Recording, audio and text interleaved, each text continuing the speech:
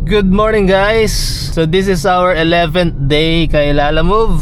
So nakakuha na ako ng first booking from Pasig going to Tondo, Manila. So isang buong lechon na naman.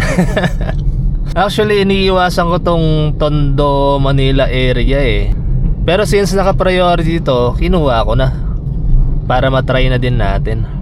So kahapon, yung lechon na na-deliver ko papuntang Mandaluyong. Ngayon naman sa Tondo, Manila nga. Napapadalas yung lechon natin ah. Parang nagsasabing bumili na rin ako doon ah. So na-pick up ko na. So according kay Waze, nasa 19 kilometers and 1 hour 23 minutes. So let's go, deliver na natin to. Ayun guys, na-drop off ko na yung first booking na naka-priority, yung papuntang Tondo, Manila.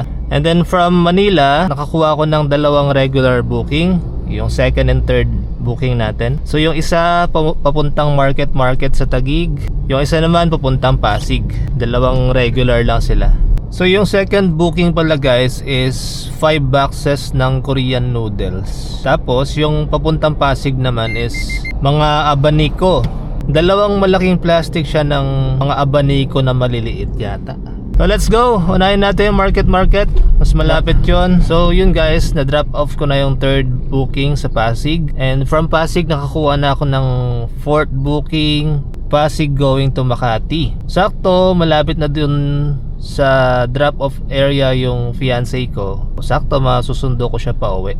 Nadaanan ko siya. Ano lang to, mga frozen foods na naka-regular booking. Diniretso ko na para umabot ako sa out ng fiancé ko. So, ayun. Let's go!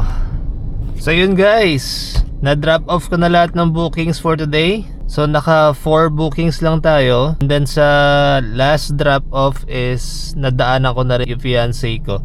Kaya all goods. So, ang kinita natin kay Lalamove for today, bawas na yung commission niya, is 1,960.80 sa 4 na bookings. Tapos meron tayong tip na 104. So ang total kinita natin for today is 2,064.8. Tapos i-less natin yung gas which is 665.42. So ang total kinita natin is 1,399.38. Hindi ko sure kung natututunan ko na ba yung tamang diskarte o sadyang mataas lang yung rate ngayong December. Hindi ko sure. Pero hopefully pwedeng natututunan ko na yung tamang diskarte. Pwedeng mataas din yung rate ngayong December. Hindi ko sure. Pang 11th day ko na kay Lalamove for today.